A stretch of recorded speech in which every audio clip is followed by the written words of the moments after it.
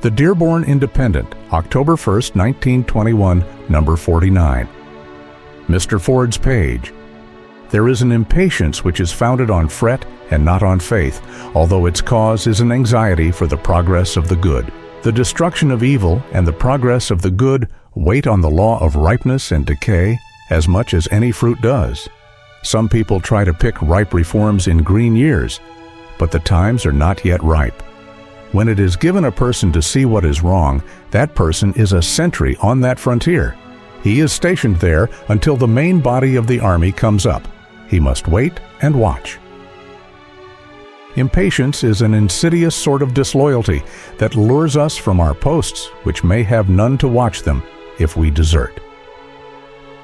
There are many good people in the world who are in great mental distress because they see very clearly the evils which exist, and because they are impatient to do away with them. This combination of clear seeing and impatient spirit is very destructive of interior peace, and many are running around with the impression that the rest of the world is wrong because it takes the matter less anxiously. Every man who is doing something knows that there are thousands of people who have each chosen another thing that they think he can do. And most of these thousands are people who are troubled with the disease just mentioned, clear seeing, complicated with an impatient spirit. Their homemade prescription by which they hope to cure themselves seems to be a very simple one, namely, to get someone else started on the line of action which their impatient spirits dictate. There is a surprising number of people in the world who would be immensely relieved if you are the one person in this world to do it, would simply do the thing they want done and which they are sure is the only proper thing to do. It is a rather difficult matter to deal with because most of the activities proposed are good with a promise of being useful. But most of them will never be realized at all because they will never be done by one person for all the rest, but rather by all the people for themselves. And another reason is the people to whom the work is given have the habit of looking around for someone else to do it.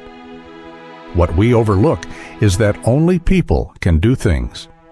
It seems simple enough to say, and yet it is hardly simple enough to understand. Any number of individuals are buzzing around the world today under the delusion that people are the last element to be selected, on the theory that you can always get the people if you can get the money. Indeed, that is the new process of beginning a good work. Induce somebody to give money, and then, after the money is given, the person who receives it will undertake to find people to do the human side of the work. The consequence being that in a short time you discover that the work never had any human element at all, and that the money which it certainly had is gone. One would say offhand, if you see a thing to be done, go and do it. If you cannot do it all, do what you can. You cannot take the fifth step until you have taken the first four. If you cannot do anything at all, consider whether the time has come to do anything. Times grow ripe, like everything else, and many people think they can pick ripe events off green years, which cannot be done any more than ripe apples can be picked in months when they are green. Many reforms are picked green. Many progressive plantings are done, not in mellow soil, but in the frozen ground. People don't observe the times and the seasons. Now, take the evils in the world. They are many, and perhaps the weightiest burden we have to carry is the wonderment that they are allowed to exist. But there they are. Everybody doesn't see them, but you, let us say, can see them clearly.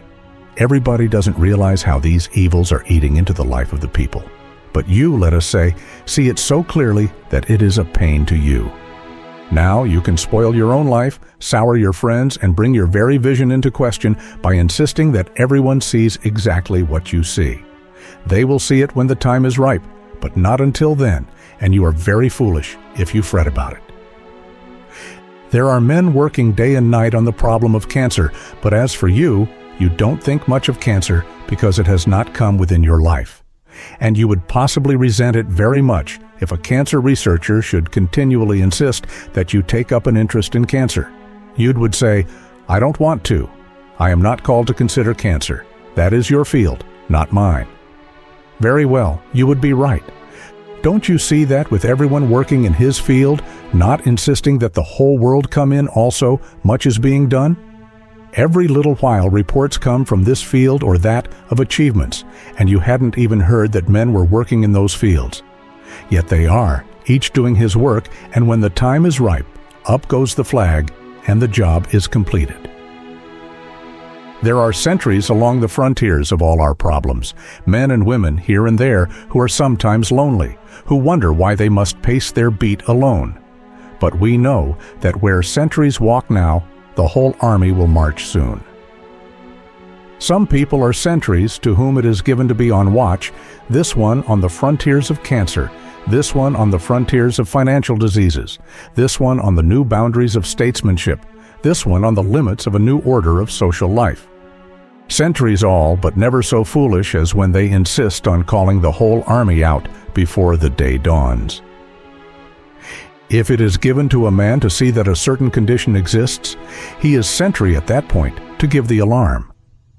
Presently, at the right time, the time set by the director of destiny, his work will bear fruit.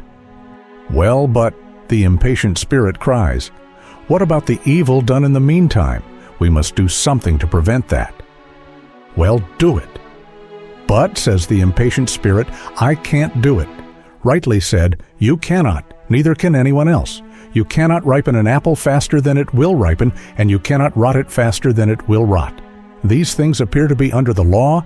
The people have the evils they deserve, no more, no less. By deserve, one does not mean the judgment which any human being can pass as to desert. One means that all of us together have the sort of life that we have made, and we will continue to have it until we are fit to remake it in better quality. When people begin to feel the evil, when there runs through society a new consciousness of the stupidity and the wrong of certain things, when false notes begin to irritate us, when the heat of indignant resentment begins to break out in thought and speech, these are the first streaks of the new day, or to change the figure, these are the first flushes of color which begin to show that the fruit is ripening for the autumn. What is needed by people who see the evil is a still clearer sight. They need to see that the evil will collapse, utterly collapse. And what people of impatient spirit need to learn is that they must detach themselves from the system they despise and turn their efforts against it. All of us want to slay the giant with one dramatic stroke of our sword. As a matter of fact, the giant usually dies from self-generated poisons.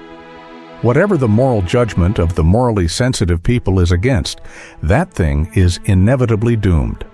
Though it becomes the social rage and sweeps all the people within the circle of its viciousness, it is nevertheless doomed.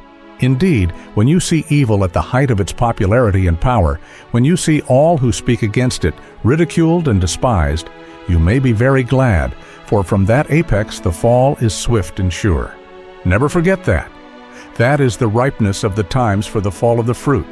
It falls, it rots, its pulp fertilizes more wholesome growths.